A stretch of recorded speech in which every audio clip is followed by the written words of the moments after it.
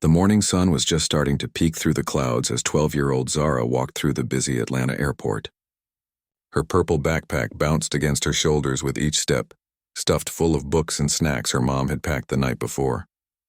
This was her first time flying alone, and her stomach felt like it was doing little flips. But it was the good kind of nervous, the kind that made her smile despite the butterflies. Her mom had walked her all the way to the security checkpoint, giving her at least 10 hugs before finally letting go. Her dad was somewhere behind them, taking a different flight path because of his military connections. They were all heading to Seattle to visit Grandma Rose and Grandpa William. But Zara got to be a big girl and fly on her own for the very first time.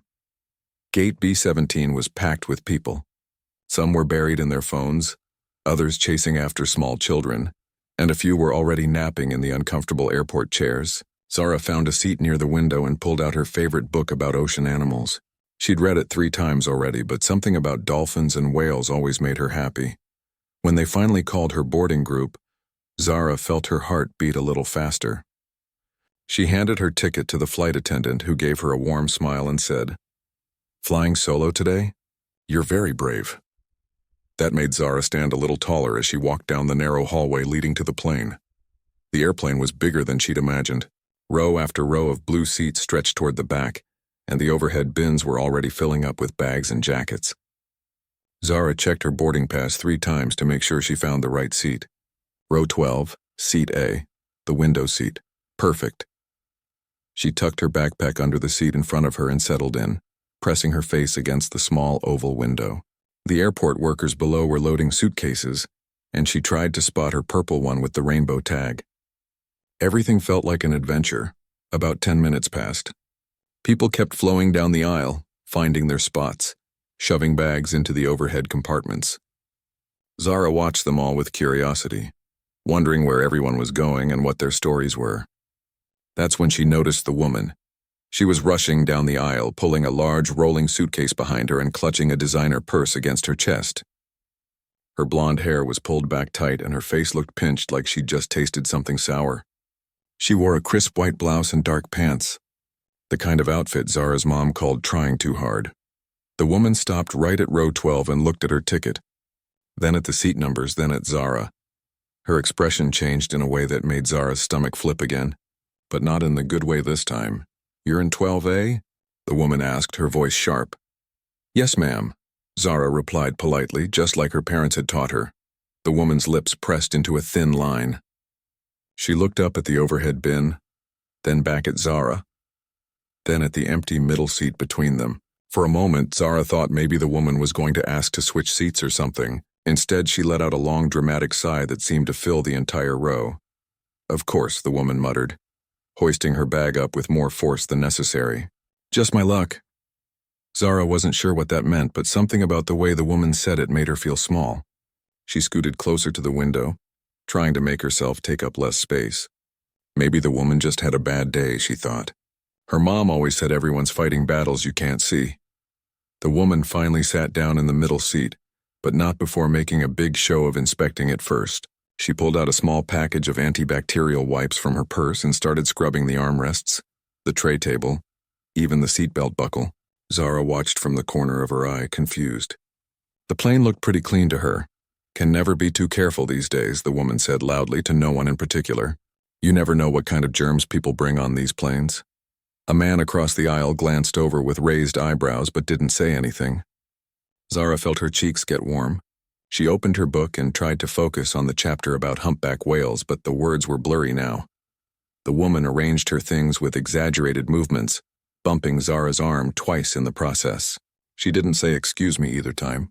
When a flight attendant came by to help someone with a bag, the woman called out, "Excuse me, is this the only seat available? I specifically requested an aisle seat." The flight attendant, a kind-looking woman with dark curly hair, checked her tablet. "I'm sorry, ma'am, but we're completely full today. This is the seat assigned to you." The woman huffed and crossed her arms. As the flight attendant walked away, she muttered something under her breath. Zara couldn't hear it completely, but she caught enough. Something about "seated me next to one of them." Zara's hands went cold. She knew what that meant. She'd heard that tone before, seen those looks.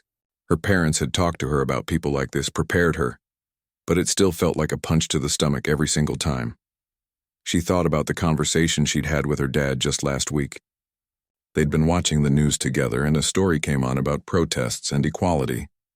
Her dad had pulled her close and said, "Baby girl, some people in this world will judge you before they even know your name. But that says everything about them and nothing about you. You keep your head high, be kind, and remember who you are." Who she was. Zara Johnson. Straight-A student. Winner of her school's Young Scientist Award. Volunteer at the library every Tuesday. Daughter of two people who loved her more than anything in the world. That's who she was. But right now, sitting next to this woman who couldn't even look at her without disgust, Zara felt like none of that mattered. She felt like this stranger had already decided everything about her based on the color of her skin. The captain's voice crackled over the intercom, announcing they'd be taking off in about 10 minutes.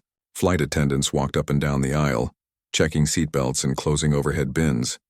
One of them, the same kind woman from before, noticed the tension in row 12. She paused, looking between Zara and the woman with concerned eyes. "Is everything okay here?" she asked gently.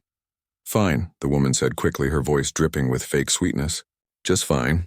The flight attendant looked at Zara, who managed a small nod. What else could she do? Tell on the woman for sighing too hard and wiping things down? For muttering under her breath? It would sound silly out loud, even though it felt huge in her chest. As the flight attendant moved on, Zara pulled out her phone. Her dad had made her promise to text him once she was settled. Her fingers hovered over the keyboard. Should she tell him? Would it worry him? Would it ruin the trip before it even started? She typed out a simple message and then deleted it. Then typed another one and deleted that too. Finally, she settled on something in between. Something that was honest but not alarming. The plane began to back away from the gate, and Zara tucked her phone into her pocket. She pressed her forehead against the cool window and watched Atlanta get smaller below them. The woman beside her had already pulled out a magazine and was flipping through it with sharp, aggressive movements. This was going to be a long flight. The plane leveled off after takeoff, and the seatbelt sign dinged off. Zara tried to relax into her seat, but her whole body felt tense. The woman next to her was radiating hostility like heat from a stove. Every movement the woman made seemed designed to remind Zara that she wasn't welcome. Zara opened her book again, determined to lose herself in facts about marine life. Did you know that blue whales can weigh as much as 30 elephants? She tried to focus on that instead of the way the woman kept inching away from her, pressed as far toward the aisle as possible. About 20 minutes into the flight, Zara needed to adjust her position. Her leg was falling asleep. As she shifted, trying to get comfortable, her elbow accidentally brushed against the woman's arm on the shared armrest. The woman jerked away like she'd been burned. "Excuse me," the woman said, her voice loud enough that several people nearby turned to look. "Do you mind? This is my space. I paid for this seat just like everyone else." "I'm sorry," Zara whispered, pulling her arm in tight against her body. "I didn't mean to." "Well, be more careful," the woman snapped. She made a show of brushing off her sleeve where Zara had touched her, like she was wiping away dirt. Children these days have no awareness of personal boundaries. I suppose that's what happens when parents don't teach proper manners. The word stung worse than a slap. Zara's parents had taught her everything about manners. Please and thank you. Yes, ma'am, and no, sir. Hold doors for others. Look people in the eye when you speak to them. Respect your elders even when they don't respect you back, especially when they don't respect you back. Zara blinked hard, willing the tears to stay put. She would not cry. She absolutely would not give this woman the satisfaction of seeing her cry. A businessman sitting across the aisle had noticed the exchange. He caught Zara's eye and gave her a sympathetic look, but he didn't say anything. People rarely did. They saw, they heard, but they stayed quiet. Maybe they didn't want to get involved. Maybe they didn't know what to say. Or maybe they just hoped if they ignored it, it would stop. The flight attendants began coming through with the drink cart. The gentle rattling of ice and cans provided a welcome distraction. When they reached row 12, the same kind flight attendant from earlier smiled at Zara. "What can I get you, sweetie?" "Apple juice, please," Zara said softly. The flight attendant poured it carefully and handed it over with a small package of cookies. "Here you go. And these are for being such a polite passenger." Zara managed a real smile for the first time since takeoff. "Thank you." The woman next to her ordered a white wine. Then, as the flight attendant was pouring it, she said in a voice clearly meant to be heard, You know, you might want to keep an extra eye on this section. Make sure nothing goes missing from the cart. She glanced pointedly at Zara. If you know what I mean. The flight attendant's hand froze for just a second. Her smile disappeared, replaced by a look of shock and then barely contained anger. Ma'am, that's completely inappropriate. I'm just saying, the woman continued, examining her nails. You can never be too careful. Some people have sticky fingers. The businessman across the aisle finally spoke up. Hey, that's a kid you're talking about. What's wrong with you? The woman's face flushed. I'm just looking out for everyone's safety. Is that a crime now? No, but harassment is, the businessman replied firmly. The flight attendant leaned in closer to the woman, her voice low but stern. Ma'am, if you continue to make these kinds of comments, I'll have to report this to the captain. We have a zero-tolerance policy for harassment of any kind, especially toward minors. The woman sat back with an indignant huff. I'm being discriminated against. This is unbelievable. I'm the victim here, and everyone's acting like I'm the problem. The flight attendant gave Zara's shoulder a gentle squeeze before moving on with the cart. Zara held her apple juice with both hands, afraid she might spill it, because her fingers were trembling. The businessman gave her a thumbs up and she nodded back gratefully. She thought about texting her dad again. He was somewhere in the back of this same plane, probably reading or working on something. He didn't know what was happening up here. Part of her wanted to tell him, wanted him to come up and make it stop. But another part of her, the part that had listened to all his lessons about strength and dignity, wanted to handle this on her own. Her dad always said that real courage wasn't about not being scared.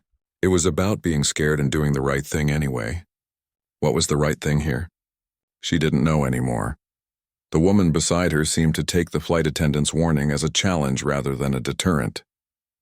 She spent the next 30 minutes making comments just quiet enough that the flight crew wouldn't hear, but loud enough for Zara and the nearby passengers to catch every word. She complained to an older woman across the aisle about how standards had declined, how certain people were everywhere now, even in first class, though they were actually sitting in economy. She wondered aloud why airlines didn't have better screening processes for unaccompanied minors, especially those types. Each comment was a paper cut. Small, but they added up until Zara felt like she was bleeding from 1,000 tiny wounds. She tried everything to block it out. She counted the clouds outside her window. She did multiplication tables in her head. She reread the same paragraph about dolphin echolocation 5 times. Nothing worked. The woman's voice kept seeping through, poison dripping slow and steady. An elderly couple in the row ahead turned around at one point. The wife whispered something to her husband, and they both looked at Zara with pity. That somehow made it worse. Zara didn't want pity. She didn't want to be the sad little girl that everyone felt sorry for, but nobody actually helped. The worst part came about an hour into the flight. Zara had pulled out her science textbook, the advanced one from the gifted program at her school. She was particularly proud of this book. It had complex diagrams of cellular structures and chapters on quantum physics simplified for younger readers. Her teacher had specially ordered it for her because she'd finished all the regular coursework early. The woman noticed and actually laughed. It was a cruel mocking sound. That's cute, she said, not even trying to hide the sarcasm. Carrying around books you probably can't even read. I guess it makes you feel smart, pretending like that. Something inside Zara cracked. Not broke, just cracked, like ice starting to splinter. She turned to face the woman directly for the first time since takeoff. Her voice came out steady and quiet, but there was steel in it. I'm a straight-A student. I'm in the gifted program, and my father taught me that the measure of a person isn't the color of their skin or how much money they have. It's how they treat others, especially people who can't fight back. The woman's eyes narrowed. Don't you dare speak to me that way. Where are your parents anyway? What kind of people let their child fly alone? Oh wait, let me guess. Probably nowhere to be found, right? Too busy or too irresponsible to even travel with their own kid. The crack in Zara's composure widened. Tears pressed against her eyes, hot and insistent. Not because the woman's words were true, but because they were so deeply unfair. Her parents were the best people she knew. Her mom worked double shifts as a nurse to help people. Her dad served his country, put his life on the line for strangers who would never know his name. My parents are heroes, Zara said, her voice wobbling now. They've done more good in this world than you could ever understand. Sure they are, sweetheart, the woman said with exaggerated patience, like she was talking to someone very young or very stupid. Keep telling yourself that. The businessman across the aisle unbuckled his seatbelt and stood up. Okay, that's enough. You need to stop talking to her right now. Other passengers were starting to pay attention now. A younger woman 2 rows back had her phone out, and Zara wondered if she was recording. The thought made her feel exposed and protected at the same time. The woman pointed at the businessman. You don't get to tell me what to do. This is a free country. I have freedom of speech. And she has the freedom to ride this plane without being harassed, he shot back. A flight attendant was heading their way now, drawn by the raised voices. But before she could reach them, the woman stood up abruptly. Fine, she announced dramatically. I need to speak to whoever's in charge of this flight. This is absolutely unacceptable. I'm being ganged up on for simply having an opinion. She pushed past the businessman and marched toward the front of the plane, her purse clutched to her chest like armor. The cabin fell quiet. Everyone in the surrounding rows was staring now. Some at the woman's retreating back, some at Zara. The attention made Zara want to disappear into her seat. The businessman sat back down and leaned across the aisle. Hey, you okay? Zara nodded even though she wasn't, even though she felt scraped raw inside. You handled that better than most adults would have, he said kindly. What's your name? Zara. Well, Zara, I'm sorry you had to deal with that. Some people. He shook his head, not finishing the sentence. The elderly woman from the row ahead reached back and patted Zara's hand. You're a brave girl. Don't let people like that make you feel small. But that was exactly how Zara felt. Small and tired and wishing this flight would end. The woman returned to her seat about 10 minutes later, and somehow she looked even more upset than before. Her face was red and her jaw was clenched so tight it looked painful. She threw herself into the middle seat with enough force that the whole row shook. Zara had hoped that maybe the talk with the flight crew would calm things down. Maybe someone in authority had explained to this woman that she couldn't treat people this way. Maybe she'd realize she'd gone too far and just leave Zara alone for the rest of the flight. But that hope died the second the woman opened her mouth again. Unbelievable, she muttered, loud enough for half the cabin to hear. Absolutely unbelievable. I try to raise a legitimate concern, and they treat me like I'm the criminal here.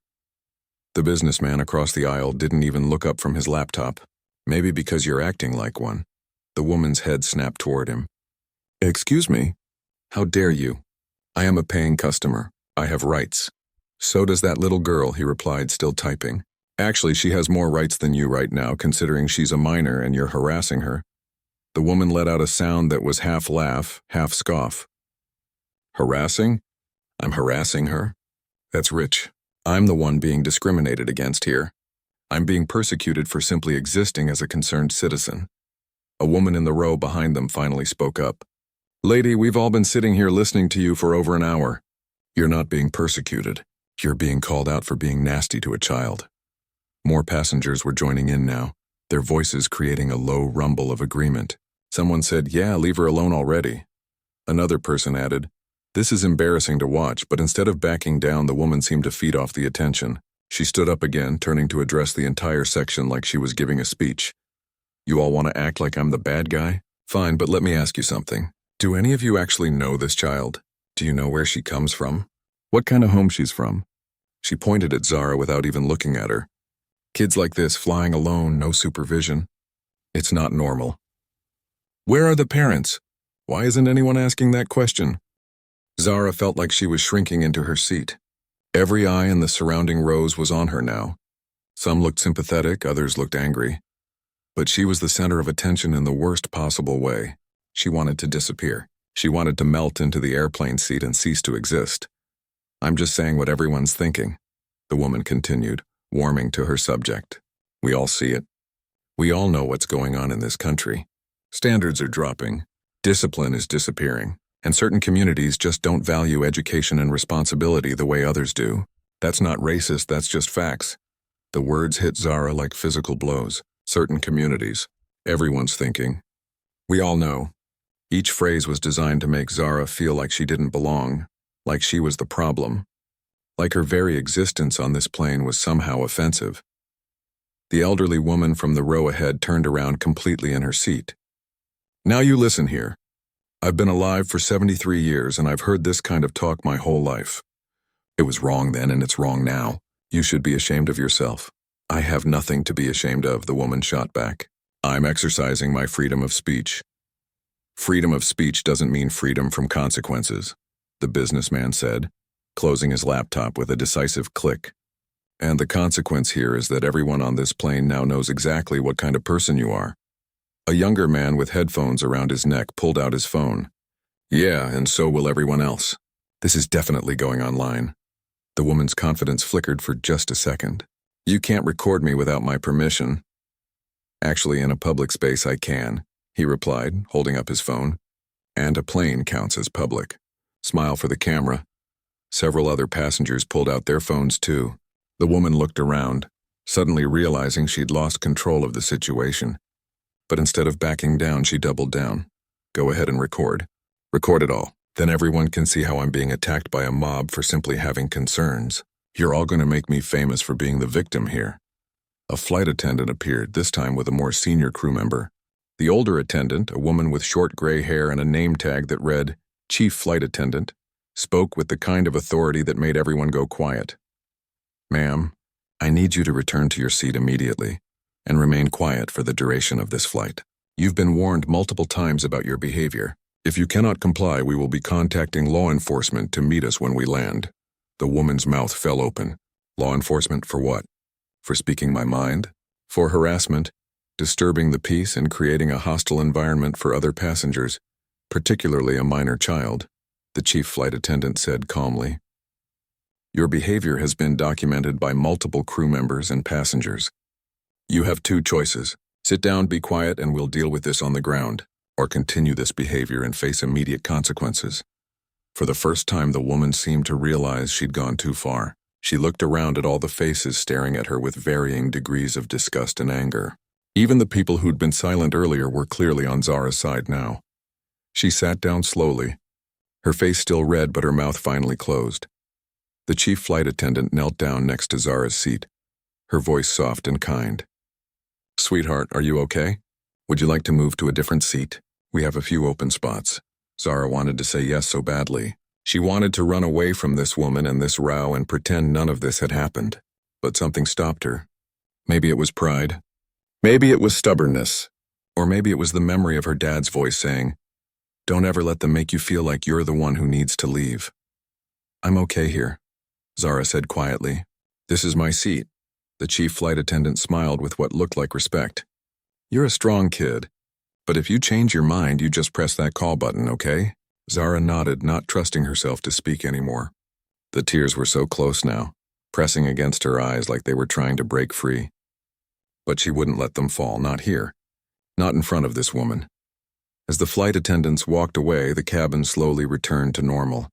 People went back to their books and movies and conversations. The woman next to Zara sat rigid in her seat, staring straight ahead, her hands clasped tightly in her lap. But the silence from her was somehow louder than all her words had been. It was thick with resentment and anger, a silence that said this wasn't over, not really. It was the silence of someone who believed they were right and the world was wrong. Zara pulled out her phone with shaking hands. She couldn't hold it in anymore. She needed her dad. She typed out a message, then deleted it. Typed another, deleted that too. How do you explain something like this in a text? How do you put into words the way someone can make you feel so small without even touching you? Finally, she settled on something simple. Dad, I really need you right now. The lady next to me has been saying really mean things. I tried to be strong like you taught me, but I don't know if I can do this much longer. She hit send before she could second-guess herself. The response came back almost immediately. I'm on my way, baby girl. Hold on. Relief flooded through her so intense it almost hurt. Her dad was coming. Everything would be okay once her dad got here. He'd know what to do. He always knew what to do. But in the meantime, she still had to sit here inches away from this woman who hated her for reasons that had nothing to do with who Zara actually was. She had to sit here and be strong for just a little bit longer. The woman next to her finally spoke again, her voice low and bitter. I hope you're happy. You've made me out to be some kind of monster when all I did was speak the truth. People like you always play the victim, always making everything about race when it's really about behavior and standards. Zara didn't respond. There was nothing to say that would change this woman's mind. Her dad had taught her that too. Some people's hatred was so deep, so much a part of who they were, that no amount of kindness or achievement or proof would ever be enough. The businessman across the aisle was watching, though, and this time he didn't stay quiet. Hey, she told you to leave her alone. The flight attendants told you to leave her alone. Everyone on this plane has told you to leave her alone. What part of that don't you understand? I wasn't talking to you, the woman snapped. And she doesn't want you talking to her either, but that hasn't stopped you. Other passengers murmured their agreement. The woman fell silent again, but Zara could feel the anger radiating off her like heat. This woman wasn't sorry. She wasn't embarrassed. She was just angry that people had called her out. Zara looked out the window at the clouds passing by. They looked so peaceful up here, so white and soft. It was hard to believe that down below the world was full of people like this woman. People who saw a 12-year-old girl and decided she was less than, decided she was a problem, decided she deserved cruelty. Her phone buzzed. Another message from her dad. I had to help someone, but I'm coming now. I love you. You're the strongest, bravest person I know. Zara held the phone against her chest and closed her eyes. Just a few more minutes. She could make it just a few more minutes. The woman shifted in her seat and Zara tensed automatically. But this time she didn't say anything. She just pulled out her own phone and started typing furiously, probably complaining to someone about how unfairly she was being treated. Zara almost felt sorry for whoever was on the receiving end of those messages. Almost, but not quite. Because right now she had used up all her sympathy just trying to get through this flight without completely falling apart. The clouds outside the window blurred as tears finally escaped down her cheeks. She wiped them away quickly, hoping no one noticed, but the businessman saw, and the elderly woman saw, and a few other passengers saw too. They didn't say anything, though. They just watched and waited, witnesses to a cruelty that happened every day to people who didn't deserve it.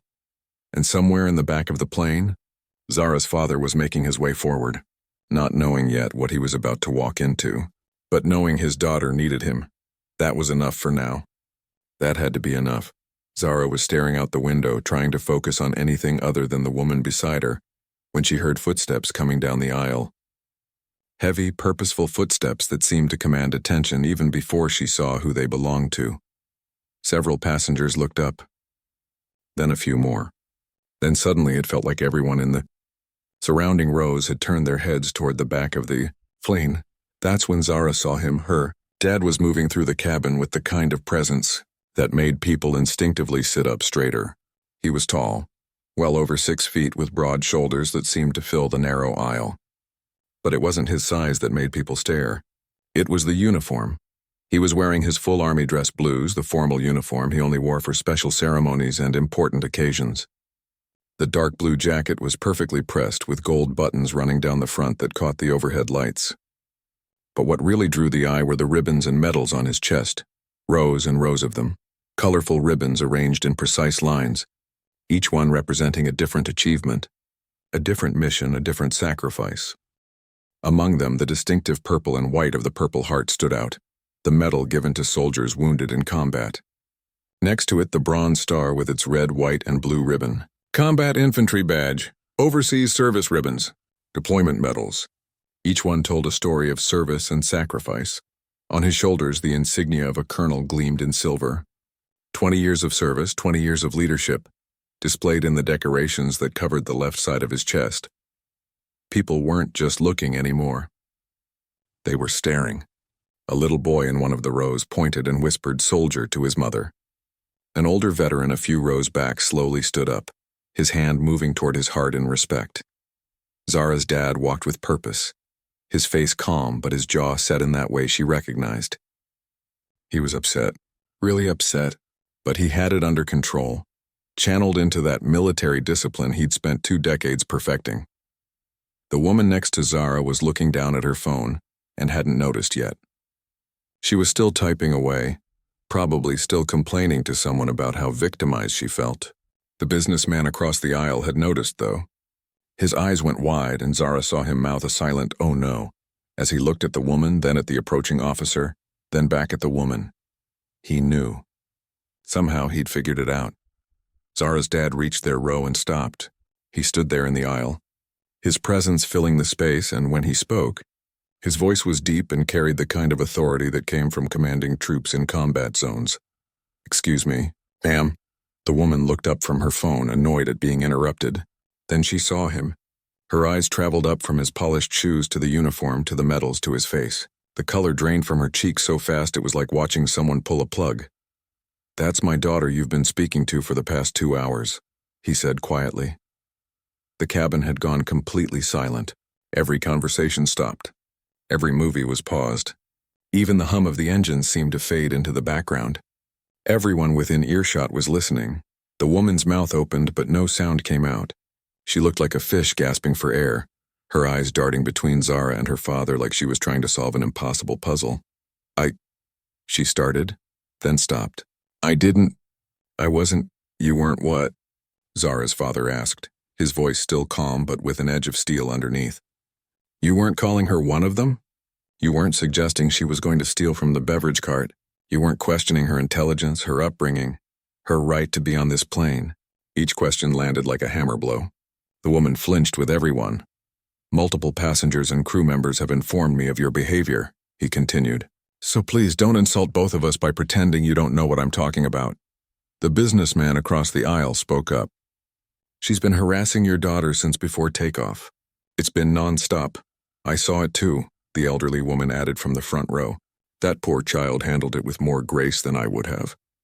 Other passengers began chiming in, their voices overlapping. "She was awful. Made my blood boil. I've got video if you need it. Someone should have stopped her sooner."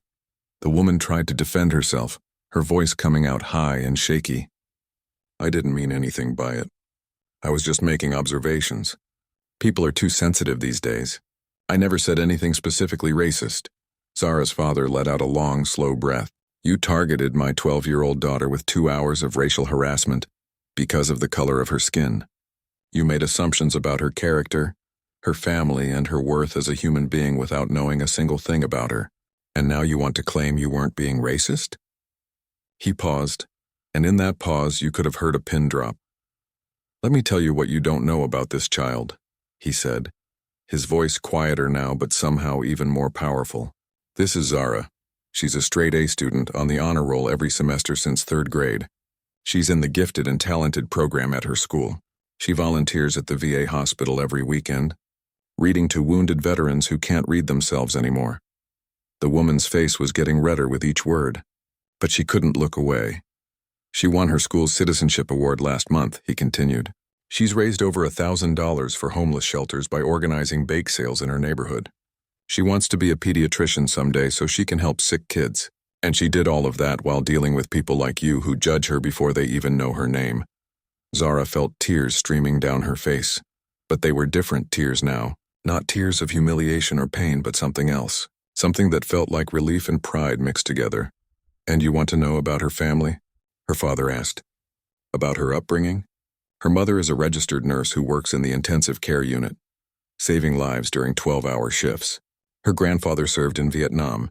Her uncle is a public school teacher, and I've spent the last 20 years in the United States Army, including 3 tours in combat zones protecting the freedom of every American citizen." He gestured to his chest full of medals, "Including yours." The woman looked like she wanted to dissolve into her seat. "I didn't know," she whispered. "And that's exactly the problem," Zara's father said. "You didn't know. You didn't ask. You didn't care. You saw a beautiful black child and decided that was all you needed to know to treat her as less than human." A younger woman a few rows back started clapping. Then the businessman joined in. Then the elderly couple. Within seconds, dozens of passengers were applauding, and the sound filled the cabin like thunder. The woman shrank lower in her seat, her face now completely red, tears starting to form in her own eyes. But these weren't tears of pain. They were tears of shame and humiliation, of being exposed in front of dozens of strangers for exactly who she was. The chief flight attendant appeared again, and she looked grim. "Colonel, we've been documenting this passenger's behavior throughout the flight. We've already contacted airport security to meet us at the gate. He nodded. Thank you. I appreciate you and your crew looking out for my daughter. She's a remarkable young lady, the flight attendant said, smiling at Zara. She showed more maturity in the situation than some adults ever manage.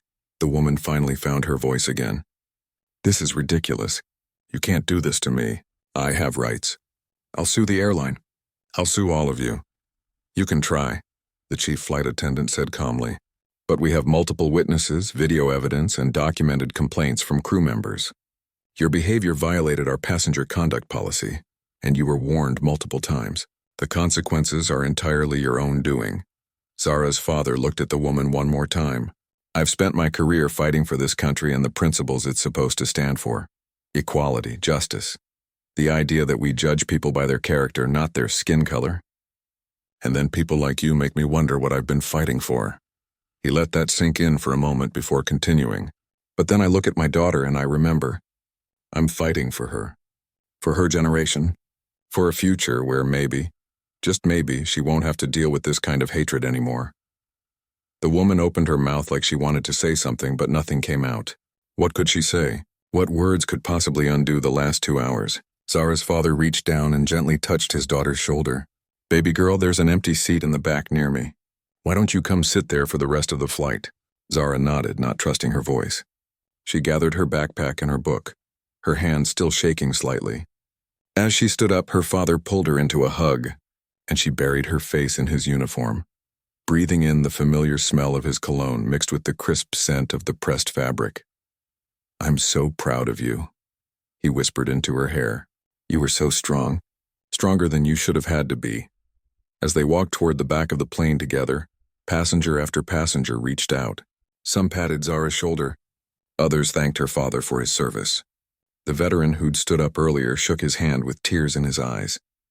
Semper Fi, brother, he said, though he was clearly from a different branch. Your daughter's a credit to you. A little girl, maybe 6 years old, looked up at Zara with wide eyes. You're really brave, she said. Zara managed to smile. Thank you. Behind them in row 12, the woman sat alone, surrounded by empty space and the judgment of everyone who'd witnessed her cruelty. She would sit there for the remaining hour of the flight, isolated by her own choices, facing consequences that were only just beginning. But Zara didn't look back. She walked hand in hand with her father toward a better seat, toward kindness, toward people who had stood up for her when it mattered. And for the first time since boarding this plane, she felt safe again. The last hour of the flight felt completely different from the first two. Zara sat next to her father in the back section of the plane, her head resting against his shoulder, finally able to breathe without that tight feeling in her chest. Around them, passengers who'd witnessed what happened kept stopping by. Some just wanted to shake her father's hand and thank him for his service. Others wanted to check on Zara, to make sure she was really okay. A flight attendant brought them extra snacks and drinks, refusing to take no for an answer. You shouldn't have had to go through that, the flight attendant said, kneeling down beside Zara's seat. None of this should have happened, but I want you to know that you handled yourself beautifully. You're going to grow up to be an incredible woman. Zara managed a real smile for the first time in hours. Thank you. Her father squeezed her hand. She already is incredible. The businessman from across the aisle had moved to a seat nearby. He introduced himself as David, a father of 3 daughters. I kept thinking about my girls while that was happening, he admitted. I should have stepped in sooner. I'm sorry I didn't. You did step in, Zara's father said. You spoke up. That matters more than you know. A lot of people see things like this and stay silent. You didn't. David nodded, but he still looked bothered by it. I've got the whole thing recorded on my phone. Multiple videos from different angles. If you need them for anything, they're yours. Might come in handy, Zara's father said. Thank you. Other passengers had recorded it too, apparently. The younger man with headphones had already posted a clip online, and it was starting to spread. His phone kept buzzing with notifications. It's going viral, he said, showing them the view count. Thousands of shares already. Everyone's on your side. Zara wasn't sure how she felt about that. Part of her was glad that people would see what happened, that the woman's behavior wouldn't just disappear into nothing. But another part of her felt exposed, like the worst moment of her life was now entertainment for strangers on the internet. Her father must have sensed her discomfort, because he gently pushed the phone away. Maybe we focus on the present for now, he suggested. The internet will do what it does. As they began their descent into Seattle, the pilot's voice came over the intercom. Folks, we'll be landing in about 15 minutes. I've been made aware of an incident that occurred during our flight today, and I want to personally apologize to the young passenger who was subjected to unacceptable behavior. Our airline has zero tolerance for discrimination or harassment of any kind. The matter is being handled and appropriate actions will be taken. He paused, then added, I'd also like to acknowledge Colonel Johnson, who's traveling with us today.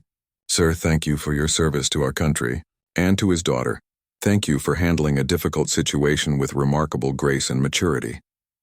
The cabin erupted in applause again. Zara felt her cheeks get hot, but this time it wasn't from shame.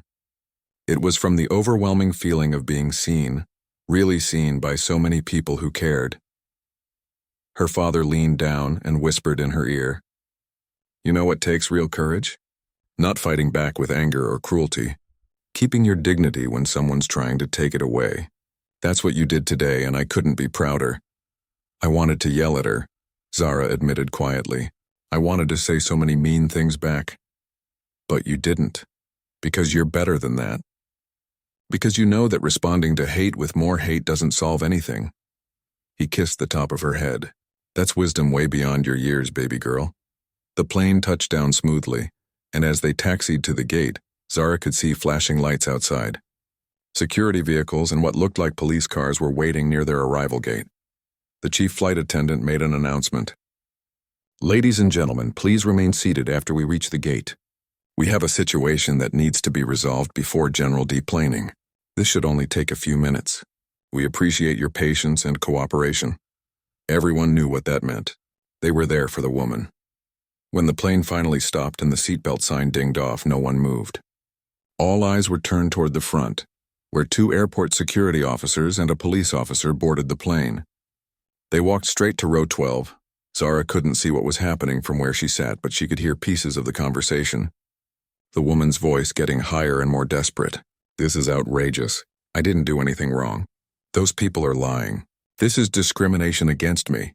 One of the officers responded, his voice calm and professional. Ma'am, we have multiple witness statements, video evidence, and reports from the flight crew. We need you to come with us. You can cooperate or we can make this more difficult. Your choice. There was a long pause, then the sound of someone gathering their belongings. Passengers in the front rows moved aside to let them pass.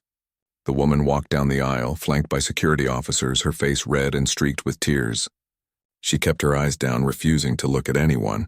As she passed Zara's row, she hesitated for just a second. For a moment, Zara thought she might apologize, might say something to make this slightly less awful, but she didn't. She just kept walking, and then she was gone. The cabin stayed quiet for another moment.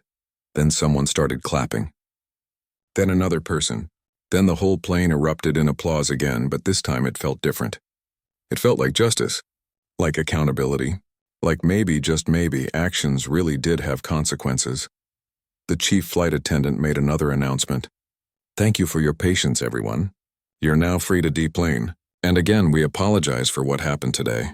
This is not who we are as an airline, and we will do better. As passengers started filing off the plane, dozens of them stopped to talk to Zara and her father. The elderly couple who'd sat in front of Zara gave her a hug and slipped a piece of paper into her hand. Our email address, the woman said. If you ever need character witnesses or anything for whatever comes next, you call us. The little girl who'd called Zara brave earlier asked for a photo with her. Her mother looked embarrassed, but Zara said yes. As they posed together, the mother said quietly, My daughter is biracial. We deal with this kind of thing more than I'd like to admit. Thank you for showing her how to handle it with dignity. David, the businessman, gave Zara's father his business card. I work in corporate law. If you need any kind of legal advice or representation, call me. No charge. I mean that. Person after person offering support, sharing their own stories, expressing their disgust at what had happened. It was overwhelming in the best possible way.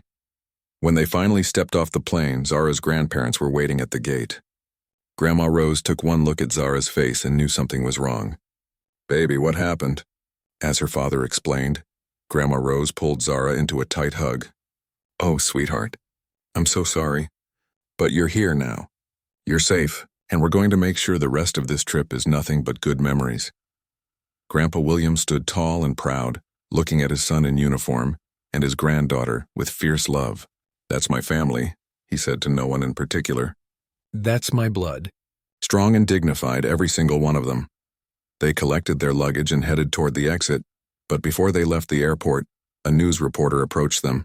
Colonel Johnson, I'm Rachel Torres with the local news. We've been hearing about what happened on your flight. Would you be willing to give a statement? Zara's father looked at her first, silently asking permission. She thought about it for a moment, then nodded. Maybe if she told her story, it might help someone else going through the same thing. Maybe it would make people think twice before treating others the way that woman had treated her. The interview was brief. Zara talked about what happened, her voice steady now. She talked about how the woman's words had hurt, but also about all the people who'd stood up for her, about the flight attendants who'd protected her, about the passengers who'd refused to stay silent. I don't want people to just be angry at that woman, Zara said into the camera. I want people to speak up when they see things like this happening. Don't wait. Don't assume someone else will handle it. Be the person who says something. Her father added, we teach our children to be strong, to have thick skin, to rise above hatred, but we shouldn't have to. They shouldn't have to develop armor just to exist in the world. Adults need to do better. We need to create a world where kids can just be kids without having to defend their humanity. The interview ended, and they finally made it to Grandpa William's car. As they drove away from the airport, Zara watched Seattle pass by through the window. The sky was clear and blue, so different from the tension of the plane. Her phone buzzed. Messages from friends who'd seen the video online. Texts from her mom who'd just heard what happened and was crying on the other end. Comments from strangers offering support and sharing their own stories. The story had spread beyond just a few viral videos. Major news outlets were picking it up. People were talking about it on social media. The airline released a statement condemning the woman's behavior and announcing she'd been permanently banned from flying with them. Some people were calling for more consequences. Others were sharing their own experiences with racism and discrimination. One message stood out. It was from her teacher, Mrs. Patterson. Zara, I just heard what happened. I'm so sorry you had to go through that. But I want you to know that your response, your grace, your strength, that's exactly the kind of leadership this world needs. You're going to change things, kiddo. I believe that with my whole heart. Zara read it 3 times, then showed it to her father. He smiled, that proud smile that made his eyes crinkle at the corners. She's right, you know. You're going to change the world. I'm just one person, Zara said. So is Rosa Parks, so is Ruby Bridges. One person can spark a movement. One voice can inspire thousands. He reached over and squeezed her hand. Your voice matters, Zara. Don't ever let anyone make you think it doesn't. As they pulled into her grandparents' driveway, Zara felt something shift inside her. The hurt was still there, probably would be for a while. The anger too, but underneath it all was something else. Something that felt like purpose. She'd been through something terrible today, but she'd survived it. More than survived it, she'd faced it with dignity and strength. And now her story was out there, maybe making a difference for someone else who'd felt small and scared and alone. That woman on the plane had tried to make Zara feel like she didn't matter. Like she was less than, but she'd failed, because Zara knew exactly who she was. A daughter, a student, a volunteer, a future doctor, a voice that deserved to be heard, and nothing, not one person's hatred or ignorance or cruelty, could ever take that away. As her family headed into the house, chattering about dinner plans and showing her the room they'd prepared, Zara took one last look at the sky. Tomorrow would be better, and the day after that even better still. She'd make sure of it.